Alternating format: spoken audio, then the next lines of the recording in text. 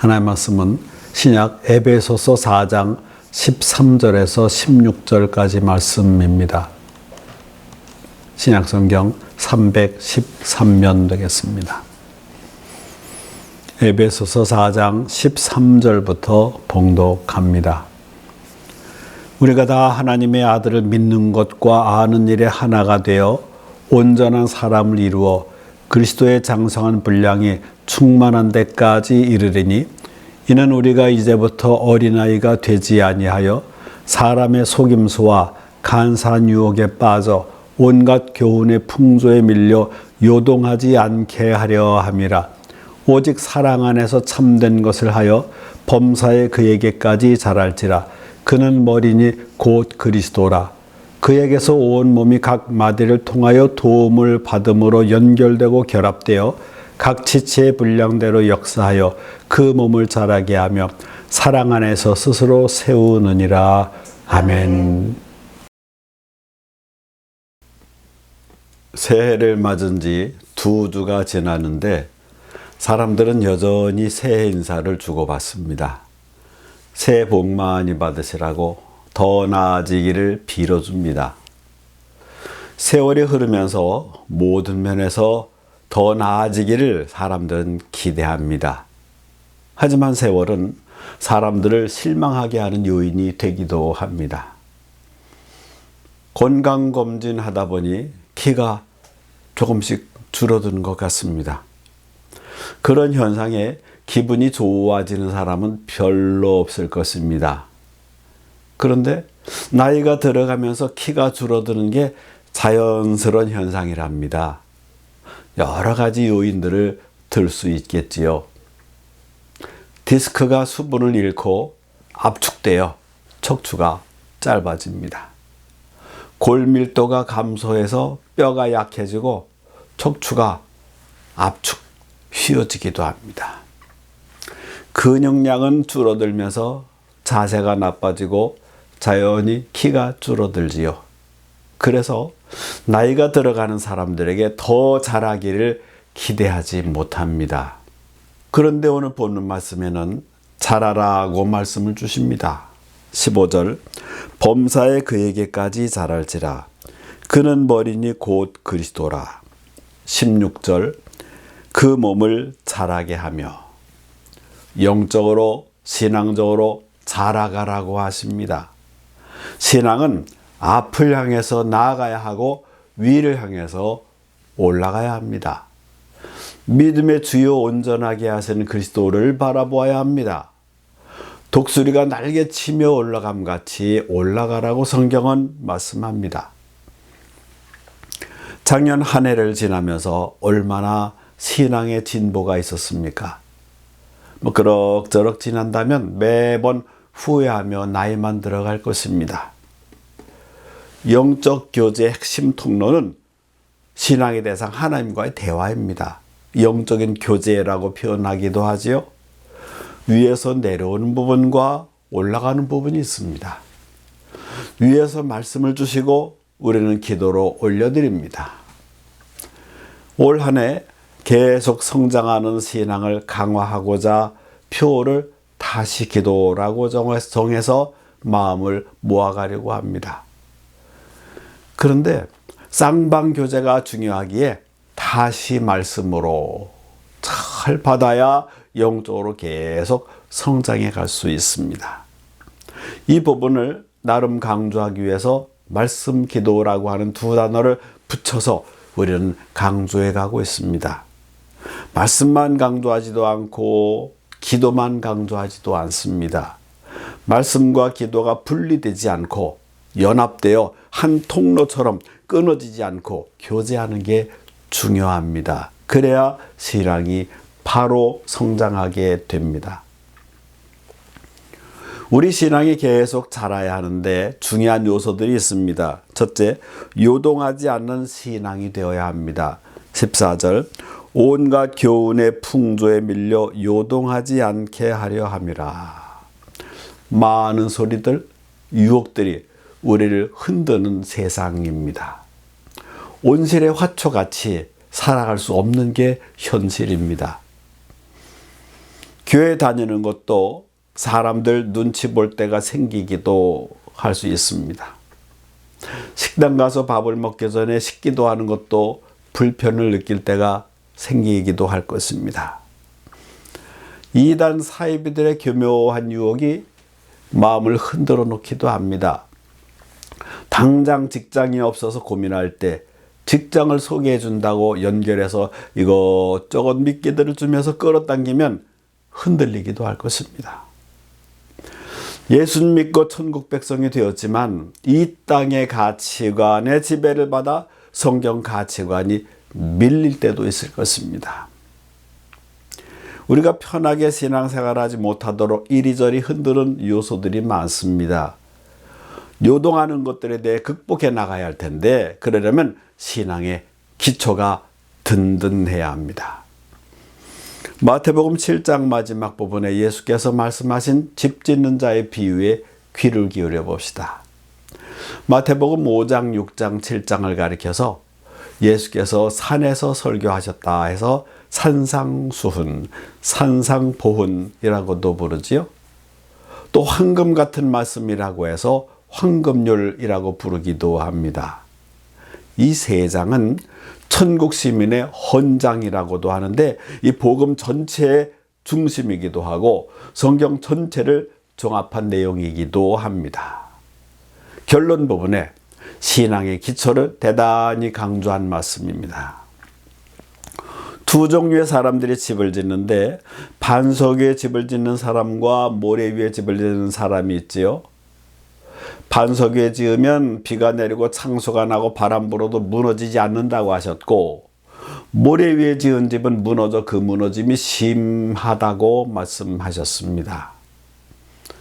세상에 많은 문제들이 끊임없이 생기는데 진단해 보면 기초가 든든하지 못해서 생기는 것들이 대단히 많습니다. 기초가 약하면 무너지고 든든하면 무너지지 않는다 하는 가장 기본적인 진리를 무시하지 말아야 합니다. 기초의 중요성은 인생의 모든 영역에 막대한 영향을 줍니다. 그러므로 반석 위에 집을 짓는다는 말은 바로 예수 그리스도 위에다가 집을 짓는 것을 말합니다. 예수 그리스도는 우리의 구원주 되십니다. 그리고 예수님 구세주로 영접할 때 우리 안에 함께 거하시고 영원토록 우리와 동행하신다고 약속하셨습니다. 예수 그리스도는 모든 성도의 모든 것이 되신 분입니다. 우리의 소망이 되시고 우리의 힘과 능력이 되십니다. 그러므로 우리는 예수님 없이는 아무 의미를 찾을 수 없습니다. 예수 그리스도를 믿는 신앙 위에다 지식의 집을 지어야 비로소 가치 있는 지식으로 활용이 됩니다. 예수 그리스도를 믿는 신앙의 위에다가 그 돈의 집을 지어야 비로소 돈이 바르게 사용될 수 있습니다. 그렇지 않으면 그 돈의 노예가 되고 죄 짓는 데 쓰게 되고 세상을 구원하기보다는 세상을 어지럽히는 데 쓰기도 합니다. 예수 그리스도를 믿는 신앙 위에다가 권력의 집을 지어야 권력을 남용하지 않고 하나님을 두려워하는 신앙으로 나라를 잘 다스리게 될 것입니다. 각종 영역에 건축할 때 그 기초를 예수 그리스도 위에 세워야 주님이 복을 주시는 삶이 될 수 있습니다. 그래야 요동하지 않는 신앙이 됩니다. 둘째, 자라나는 신앙이 되어야 합니다. 15절 범사에 그에게까지 자랄지라 그는 머리니 곧 그리스도라. 사람 몸에서 두뇌가 제일 중요합니다. 교통사고 나서 붕 떠서 떨어질 때 머리를 조심해야지요. 머리가 굉장히 중요한 부분입니다. 그 머리의 통제를 받아서 각 온몸 지체들이 움직입니다. 그래야 건강하게 자라게 합니다. 그러려면 멈추지 않고 성장해야 합니다.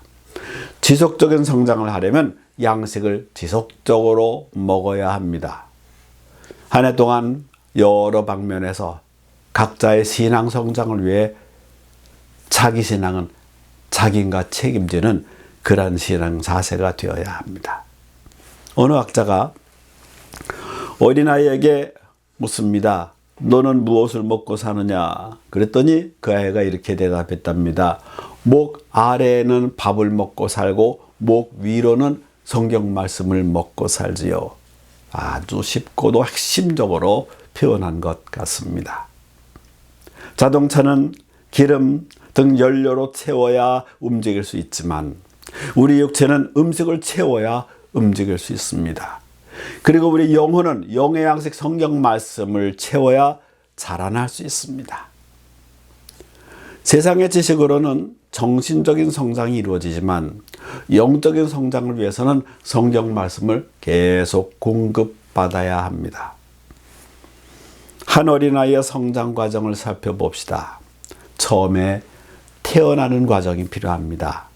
그 다음에 음식을 먹으며 성장합니다. 자라나면서 부드러운 음식에서 딱딱한 음식도 소화시켜 갑니다. 그런데 먹기만 하고 살찌우기만 하면 병에 쉽게 걸립니다. 운동도 적절히 해야 건강체가 됩니다. 그리고 자기만이 아니라 남을 배려하고 섬기는 삶으로 나아가야 건강하고 보람된 삶을 살아갈 수 있습니다.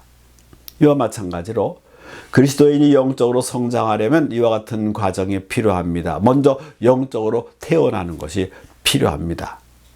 교회만 오래 다니는 것이 아니라 영적인 탄생이 필요합니다.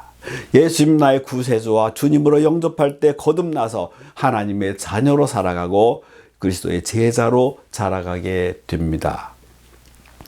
영적인 성장이 필요한데 영의 양식인 성경 말씀이 주식입니다. 육의 양식도 정기적으로 먹어야 건강하듯이 성경 말씀도 꾸준히 읽어야 합니다. 영의 양식도 육의 양식도 편식하지 말고 골고루 먹어야 건강하듯이 성경 말씀도 자기가 좋아하는 것만 골라보지 말고 싫어도 보아야 하고 써도 받아야 합니다. 그래야 하나님께서 내게 주시는 말씀을 받을 수가 있고 영이 제대로 자라게 됩니다. 그리고 몸의 건강을 위해서 운동을 해줘야 하듯이 신앙에도 비만에 걸리지 않게 움직여야 합니다. 교회에 모여 예배드리고 가능한 식사 들면서 교제하는 것 참 필요하지요. 신앙은 함께 은혜 받고 나누는 것이 중요합니다. 아무리 강해도 사람은 약해지기도 하는데 서로 위로해주고 서로 중보기도 하고 서로 즐거워하고 나누는 것이 중요합니다. 이 교우들뿐만 아니라 여러 형태로 삶 속에 흩어져서 신앙 활동을 계속해 나가는 과정을 통해 성장합니다. 정상적인 건강한 사람은 머리와 몸이 조화를 이루어 갑니다. 머리 따로 몸 따로가 아니라는 것입니다. 그런데 비정상적인 구조는 머리 따로 몸 따로입니다. 어떤 교회에서는 지체인 성도들이 서로 머리가 되려고 합니다. 그러다가 머리 대신 주님도 밀어내게 됩니다. 예배는 형식으로 드리고 실제로 교회가 움직여지는 것은 사람의 머리에서 사람의 욕심으로 움직여집니다. 그런 교회는 오래 못 가서 부작용으로 영적으로 병들어갑니다. 교회는 세상의 조직체와 같은 성격의 모임이 아닙니다. 주님이 머리가 되게 하시고 모든 지체는 순종하면서 계속 성장해야 합니다. 셋째, 연합하는 신앙이 되어야 합니다. 16절, 그에게서 온 몸이 각 마디를 통하여 도움을 받음으로 연결되고 결합되어. 좀 더 잘 이해하기 쉽게 예수님의 포도나무 비유의 가르침에 귀를 기울여 봅시다. 요한복음 15장은 그 유명한 포도나무 비유장입니다. 주님은 생명의 근원이시기 때문에 우리에게 생명을 주시려는 마음으로 말씀을 들려주고 계십니다. 주님의 말씀을 통해서 생명력 있는 신앙생활의 비결을 깨달을 수 있습니다. 예수님과 연합해야 합니다. 예수님은 참 포도나무시고 우리는 가지이므로 가지가 살 수 있는 비결은 간단합니다. 나무에 붙어 있어야 합니다. 연합해야 합니다. 그래야 양분을 공급받아서 살아갈 수 있습니다. 그리고 유실수로서 열매를 맺을 수가 있습니다. 우리 인간 스스로에게는 생명이 없습니다. 예수님께 연합되어 있어야 생명의 삶을 살아갈 수 있습니다. 그 말은 예수님은 우리의 구세주로 영접해야 함을 의미합니다. 그러면 예수님이 우리 안에 계시면서 계속적으로 우리에게 생명을 공급해 주십니다. 공급이 끊어지게 되면 생명력을 잃게 됩니다. 생명이 생명을 줄 수 있습니다. 주님과 우리와의 두 사이는 사랑의 관계요, 신뢰의 관계입니다.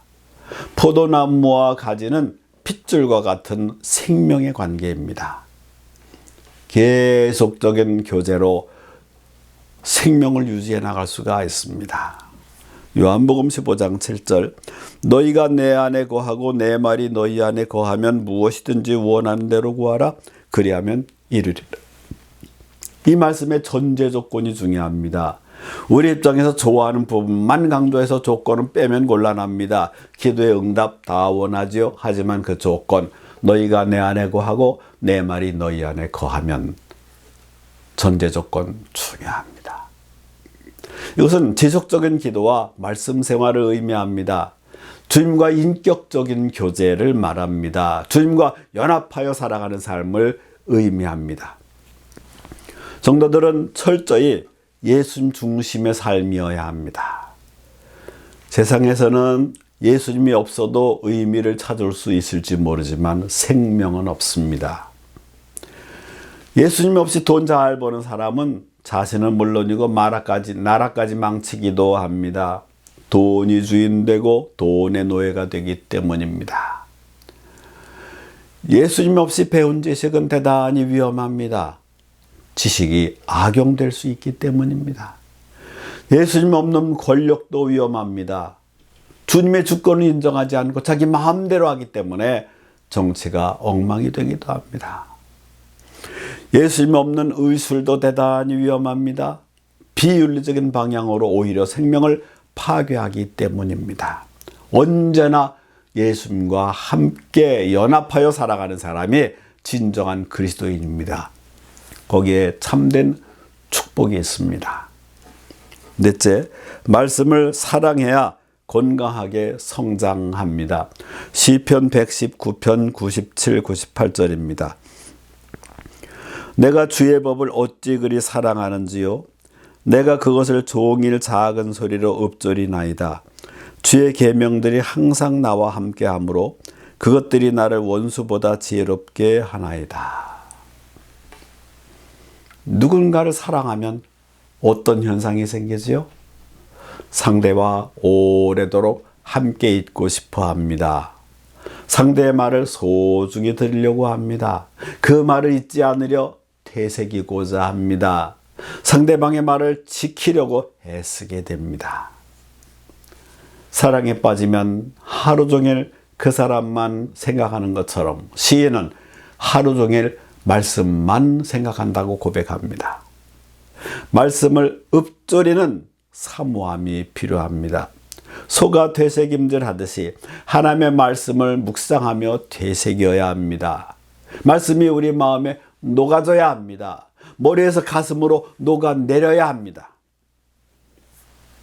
좀 더 체계적으로 묵상 훈련을 하는 것이 필요합니다. 묵상 훈련은 하나님의 말씀을 주야로 묵상하면서 그 말씀을 통해서 나에게 오시는 하나님을 만나고 그 말씀을 통해서 나에게 말씀하시는 하나님의 음성을 들으며 그 말씀이 나를 고치도록 나를 드리는 훈련입니다. 좀 더 구체적으로 표현한 사람이 있습니다. 디트리 보네퍼는 말하기를 사랑하는 사람의 말을 분석하지 말고 그대로 받아들이듯 성경 말씀 그대로 받아들이고 마음속에 음미하십시오. 마리아가 그러했듯이 그것뿐입니다. 이것이 묵상입니다. 말씀을 묵상할 때 유의할 점이 있는 건데 말씀을 묵상할 땐 되도록 참고서적을 사용하지 않는 게 좋습니다. 거기 선임까지 들어오게 되면 거기에 지배를 받습니다. 성경 자체를 읽는 것이 좋습니다. 성경 속에서 말씀하고 계시는 하나님께 내 생각과 인격을 쏟아 놓으며 깊은 대화와 교제를 지속해야 합니다. 어쩌면 읽는다는 표현보다는 듣는다는 표현이 더 정확할 것입니다. 묵상하면 때로는 감격, 기쁨, 평안함도 느끼게 됩니다. 하지만 때로는 부족함도 깨달아지고 죄성도 깨달아집니다. 그럴 때 그대로 고백하고 죄의 용서도 구해야 합니다. 수시로 하나님의 뜻을 알려달라고 기도해 가야 합니다.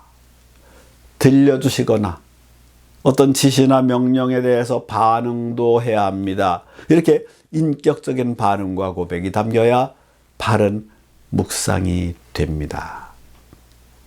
마음을 비우고 하나님의 말씀으로 대하면 성령께서 역사하시는 부분이 있습니다. 감동도 하시고 깨닫게도 하시고 지적도 하시고 위로도 하시고 소망도 주시고 치유도 해주시고 힘도 주시고 인도해 주십니다. 신앙의 기초를 다시 점검하면서 다시 기도로 다시 말씀으로 건강하게 성장하는 한 해가 될 수 있기를 바랍니다. 기도합니다. 교회 머리 되시는 주님, 우리를 지체로 받아주셔서 영적으로 계속 성장하게 인도하시니 감사합니다. 주님과의 영적 통로인 말씀과 기도가 잘 조화를 이루어 지속적인 성장을 이루어가는 한 해가 되게 하여 주옵소서. 교회도 건강하고 성도들의 삶도 건강해져서 신앙의 열매도 잘 맺으며 살아가게 하옵소서. 예수 그리스도의 이름으로 기도하옵나이다. 아멘. 만복의 근원 되신 하나님, 천국 백성과 하나님 자녀로 살아가게 하는 저에게 이 땅에서도 필요한 물질들을 채워주시는 사랑을 감사합니다. 주신 물질과 기회로 세상에 안주하며 살아가기보다 하나님의 자녀의식 가지고 성경 가치관으로 살아가게 하옵소서. 물질이 지배하는 세상에서 물질에 얽매이지 않고 선한 청지기가 되게 하옵소서. 성도들의 가정과 일터가 행복하고 견고하게 인도해 주옵소서. 물질의 분배에 효율적인 사용이 되고 주님의 사랑도 전해지게 하옵소서. 예수님의 이름으로 축복하며 기도하오며 이제는 우리 주 예수 그리스도의 은혜와 하나님 아버지의 극진하신 사랑과 성령님의 감동, 감화, 충만, 교통하심이 하나님의 영의 말씀인 성경 말씀 중심으로 살아가길 원하는 믿음의 성도들 위해 이제부터 영원토록 함께 하시기를 간절히 축원하옵나이다. 아멘.